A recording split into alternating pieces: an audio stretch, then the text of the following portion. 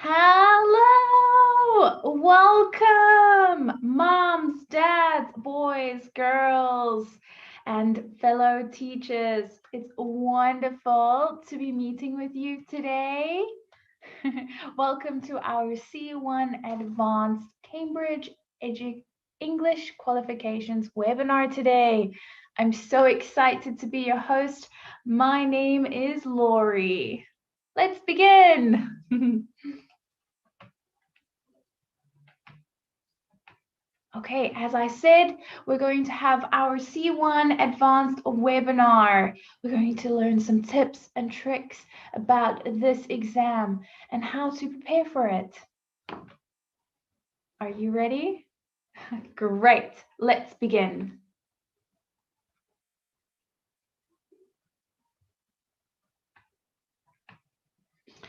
First, I would like to know, what do you know or understand about the C1 Advanced exam? I'd love to hear some of your thoughts and your understanding. Okay, send me some messages in the chat. I'd love to know.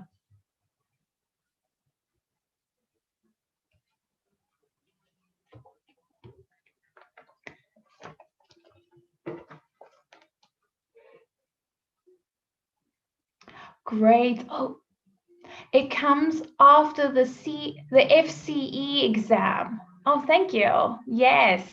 Okay, so it is our higher level qualification that you receive. It proves that you have the knowledge and fluency to work in an English speaking environment. It proves that you can go to an English speaking university. So this is a fantastic qualification to receive. Good. Oh, yes, it gives you the confidence to speak in meetings and seminars. Oh, fantastic. You learn to express yourself. Oh, good. Thank you. Thank you, everyone, for your responses. Oh, I love it. Good. Okay. It also helps you to prepare for the next level, which is your C2 proficiency. Good. Great.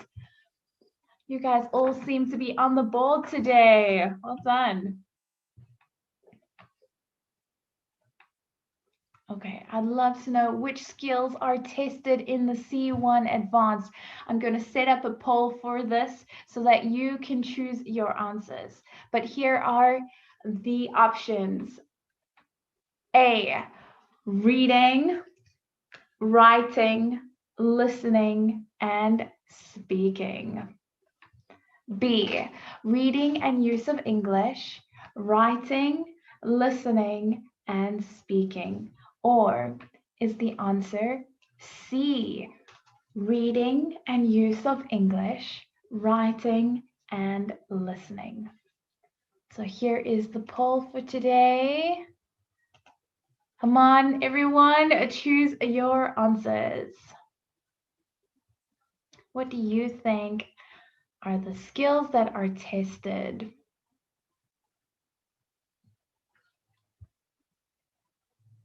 Good, I can see some answers coming through. Fantastic.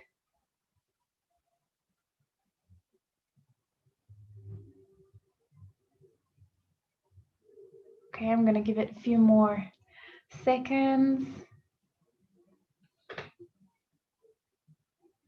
Super, everyone, you seem to have gotten it correct. Oh. Okay. Okay, I'm going to end the poll now so that you can see our results. Okay. There we go. Some of you have said A, reading, writing, listening, speaking.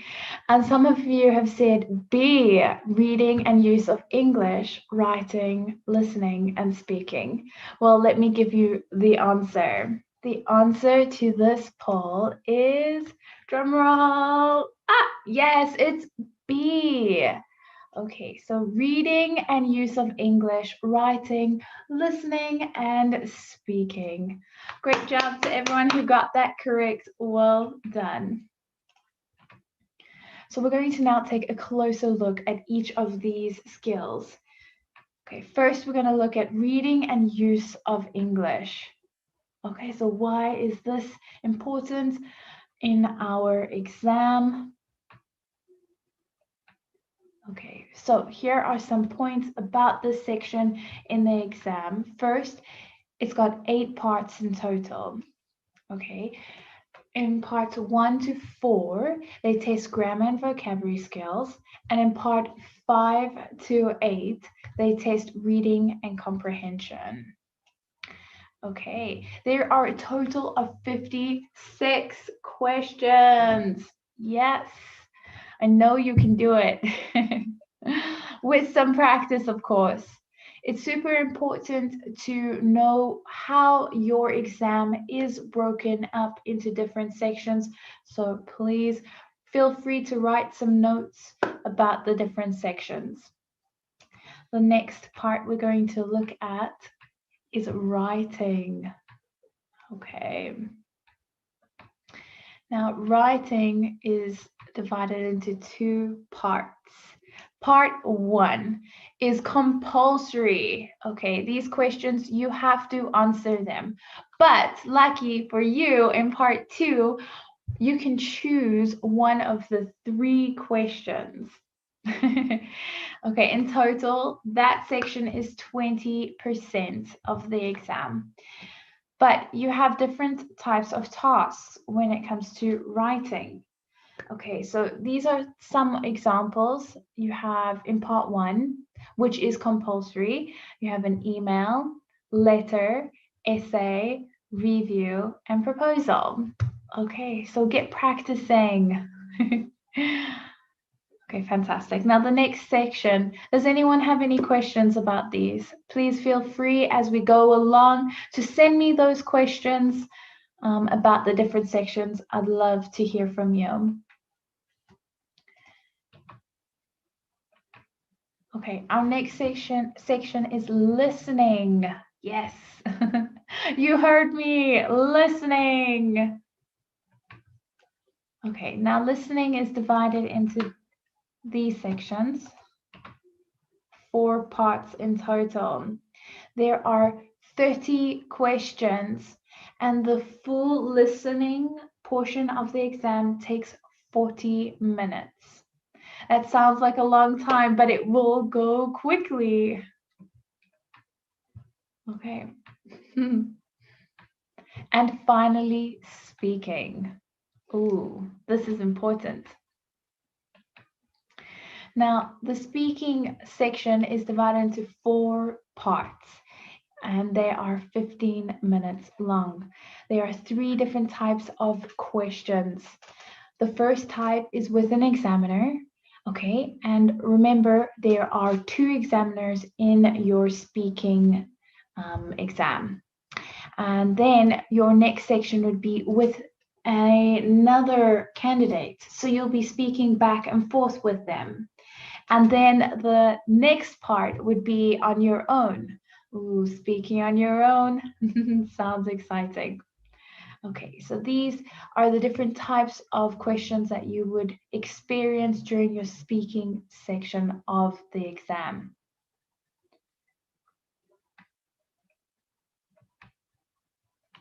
Okay, I have a question for you. How can you prepare for the C1 Advanced?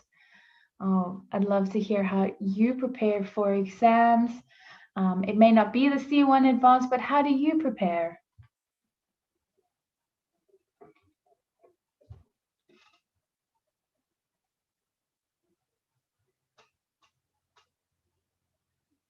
Oh, practice exams. Yes.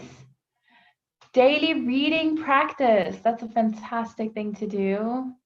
Good. Yes, daily reading. Super important. Thank you. You get all that new vocabulary when you read. It's so important. But now let's take a look at what we need to know. So this is important, as I said, that we need to know what the exam includes. So familiarize yourself with the exam. Ask yourself these questions. Which skills are tested? Okay, we've just learned that, those 4 skills. How many parts are there in each of those sections? That will help you feel more prepared for this exam. How long the exam is. Okay, so how long it roughly is, and also you can know how long each portion is. Okay, what types of questions? Oh, this is important to know. What type of questions does it include? This will help you definitely feel more relaxed. You'll feel more prepared as you know these questions. What types of vocabulary do I need to know? Oh, okay, remember this is C1 advanced, so it's a higher level. And what structures should I learn? Okay, remember, ask yourself these questions and you will know and feel more confident about this exam. Okay, moving on. Okay, here are some things that we would need to do. Okay, some tips on how to prepare for this exam. Create yourself a study timetable and remember, stick to it. This is an example of what a study timetable would look like. I've got one right here. I use it all the time. I write down all my notes of what I need to do. But I definitely try to stick to each of these things that I need to accomplish. And remember to set yourself some clear targets. Okay, if you do not have any clear targets, what do you know? How are you going to get there? How do you know how you get there at the end of the day? So make sure that you can achieve them. Okay, the next part is make sure that you read English articles. As mentioned by one of you, read daily. Okay, so English articles, blogs, oh, great. Newspapers, read every day. This another point on that is newspapers will give you that vocabulary that you are looking for, especially on the higher level. Okay, practice as much as you can under exam-like conditions. Ooh, okay. Now, I'd like to ask you another question. What are exam-like conditions? I'd love to hear what your thoughts are. Please send me your messages. Exam-like conditions.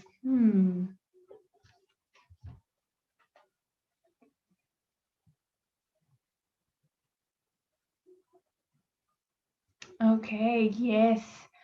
One of the answers here is a quiet and comfortable study room with good lighting. Yes. Okay, that is extremely important. I like the comfortable part. Okay, you will be studying quite a bit, so yes, make sure that it's comfortable. And you don't want to have all the noise around you. So yes, in your exam, it's going to be quiet.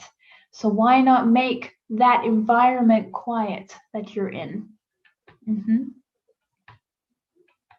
So yes, your study room, thank you. You got it perfectly correct. Okay, it needs to be quiet and comfortable.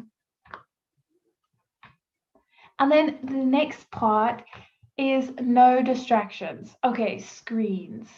Whew, that's a big distraction. Oh, yes, those games. And another one is your phone. Don't let it be a distraction. Say no. Say no to those distractions. Okay, so remember, exam-like conditions. You're not going to have You're not going to have a phone, sorry, a phone or a screen, or you're not going to be playing games in your exam. So make sure that when you're preparing for your exam to have none of those distractions. Oh, this is important. Okay, so for more tips and content, free webinars, and lots more, remember, go through and take a look at all our different channels. We have YouTube, we have Facebook, Instagram, Twitter, and Pinterest. I'd love it if you go and subscribe to these channels. There are so many exciting things to go and take a look at. And I definitely know that you're going to have a lot of content to help you prepare for your exams. Okay, here are some alternative study methods. Okay, so we've got our flashcards. So make definition flashcards. That's different to picture flashcards. A definition flashcard, we'll get into it just now and I'll show you exactly what it is all about. Create mind maps. Make checklists. Okay, some more are keeping a notebook or a diary, making a list of synonyms and antonyms. I'll tell you what those are if you are unsure. And listen to the radio. Who knew that that was a study method? Now you can tell your mom or your dad, your teacher, I'm going to listen to the radio to help me study. That's extremely fun, especially when you're learning about C1, you can listen to the news. Okay, but we'll get there, So let's take a closer look at each of these alternative study methods. The first one, as I said, was the definition flashcards. Okay, now definition flashcards will help you to remember those words that you cannot describe using a picture. Okay, so it cannot be physical. So we can, for example, a picture flashcard would be you draw an apple, and at the back of your flashcard you would have the name apple. So that can help you remember. But with a definition flashcard, we can't necessarily draw that picture. So what we would need to do is okay, we would make them ourselves. So this is how you make your flashcard. You'd write that word on the one side of the flashcard right there, okay? And then on the other side, ding, you would write the definition.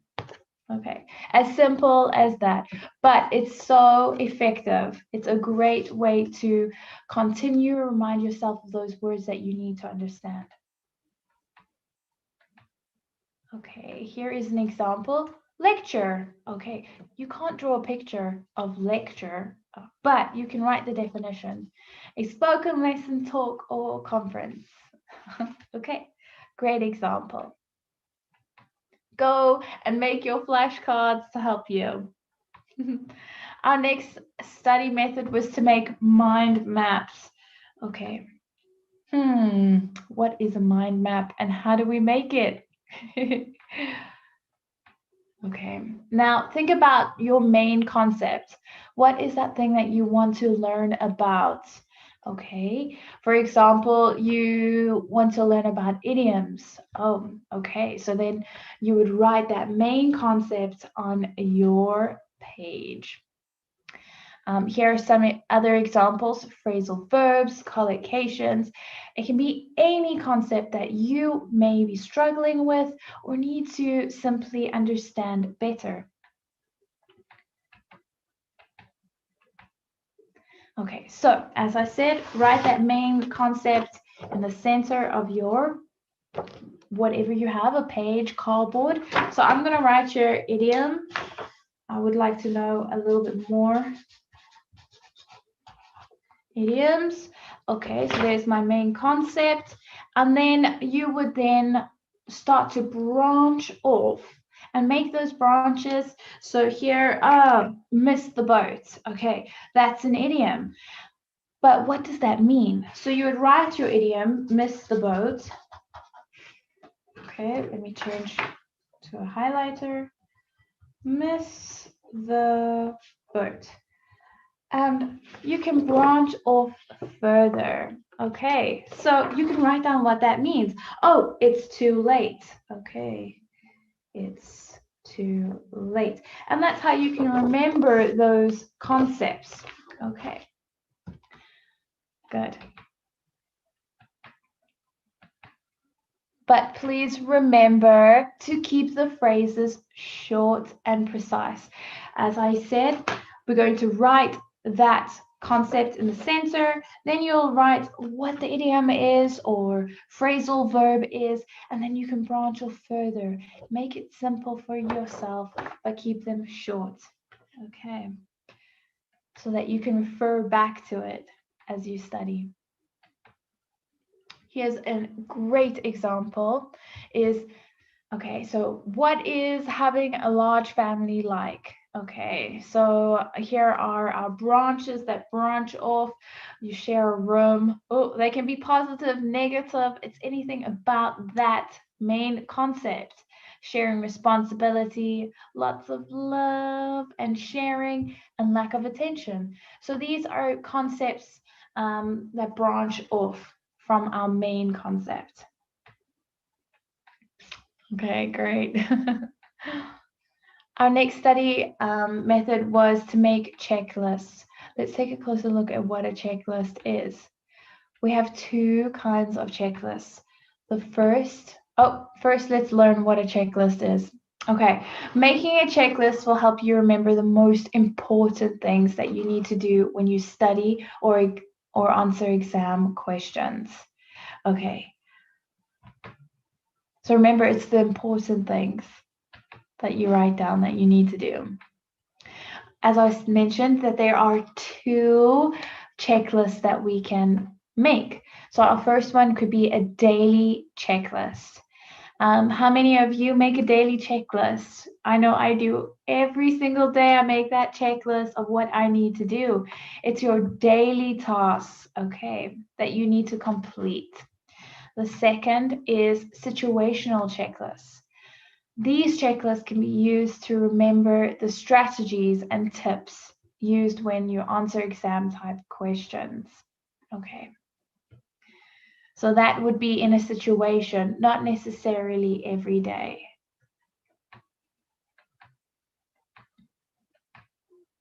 But remember, you must write them down in order, okay, of importance. That means the first thing on your list is the most important. Okay, so whatever you feel that you may need to do, for example, when you're preparing, if your most important thing would be to practice do a practice paper, that would go at the top of your list.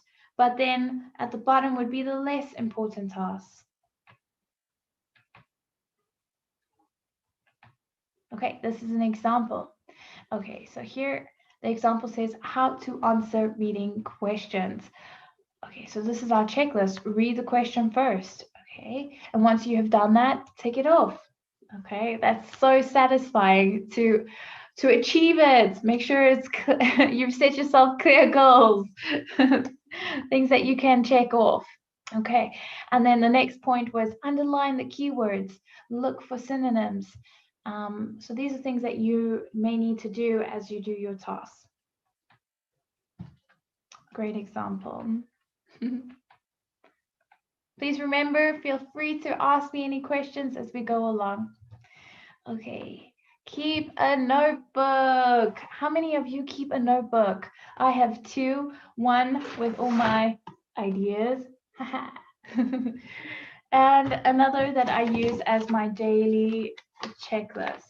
Okay, so I write all my tasks in there for a day, but let's take a closer look at what we put inside our notebooks or our diaries.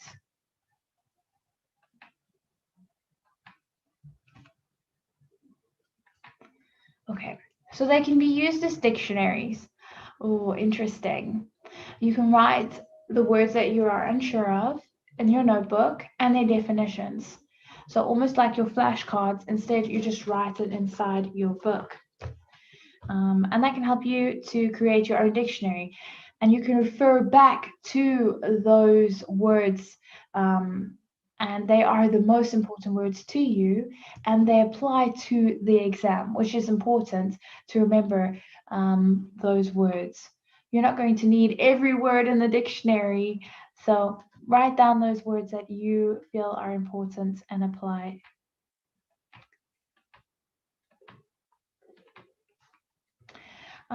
They can also be used as a diary.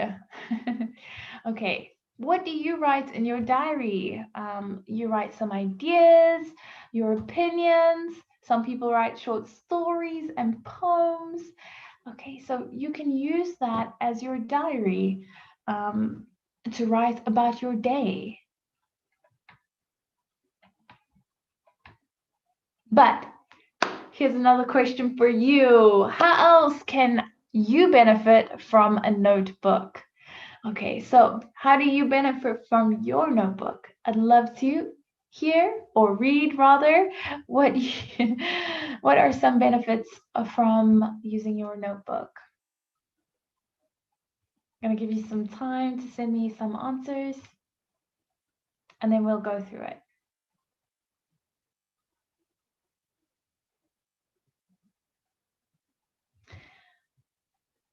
As I mentioned, my notebook reminds me of what I need to do on a daily task, on the daily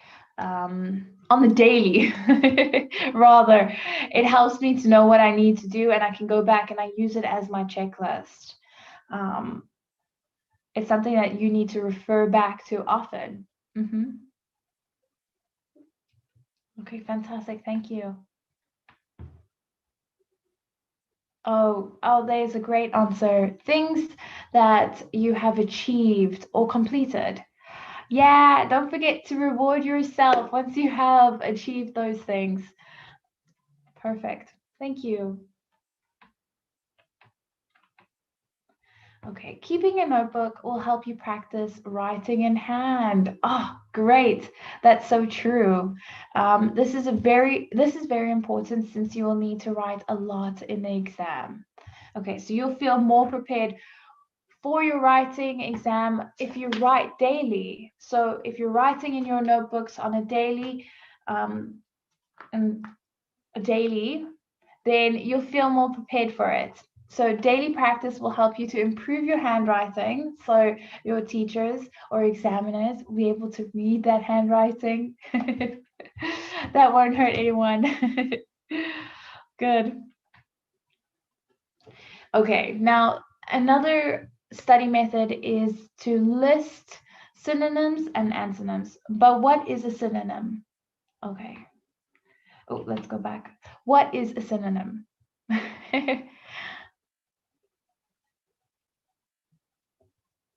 Okay, synonyms are words that have similar or the same meaning. But then what are antonyms? Yes, they're opposites. Good. Night and day. Girl and boy. Thank you. Perfect. Everybody understands that. Good. So make lists of those. So you match up those words together. So if you're using your notebook as a diary, that's fantastic. You can write synonyms there or antonyms there. So for example, if you write the word, this is just a simple one, beautiful or attractive, you can write the synonyms of that, pretty, for example. Okay, and then what would the opposite be? Ugly, unattractive. Okay, good. Okay, now the next the next study method was listen to the radio.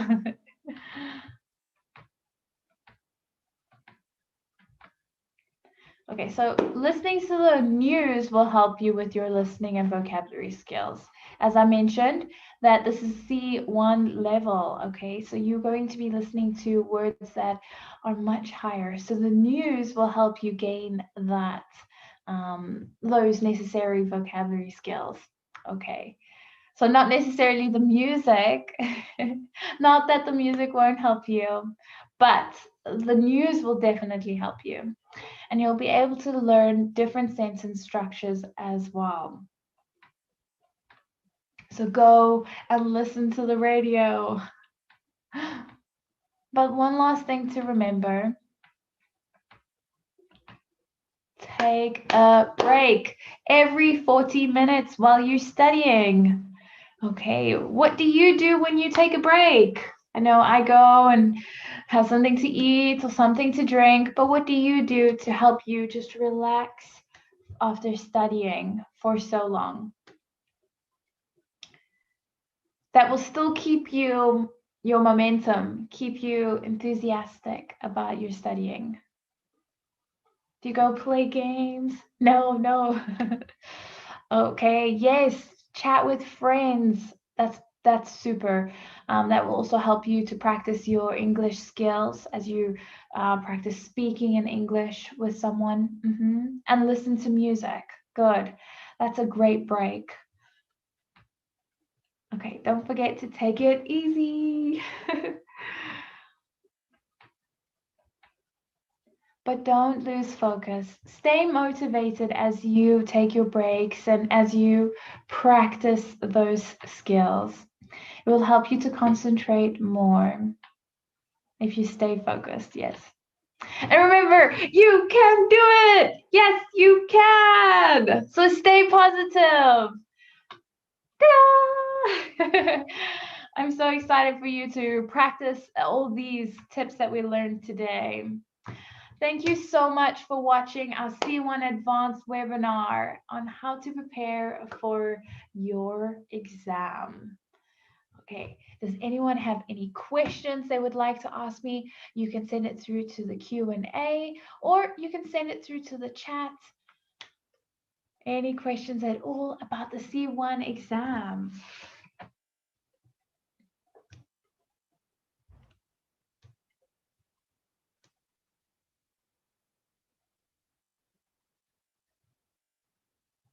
What are some things that it can prepare you for? Okay, it will help you feel more prepared when you're writing reports, when you're working in an English speaking environment, going to an English university, preparing for, it will help you express yourself better, yes. So this is what it helps to prepare you for the future, yes. Can we find more activities on the website? Yes, of course, definitely. So let me show you. This is where you need to go and take a look. Ta-da! More content and free webinars and lots of fun things to do and practice. Remember to go and click subscribe to all our different channels. Okay, so our channels are YouTube, Facebook, Instagram, Twitter, and Pinterest. So go now and go and subscribe. It's wonderful. It's a great learning environment. Yes, you can also find some papers that you could practice. That's important. Good. Any other questions? Okay, great. Thank you, everyone. It has been wonderful being with you today. I hope that you have an enjoyable rest of your day, and I will see you next week. Bye. Bye.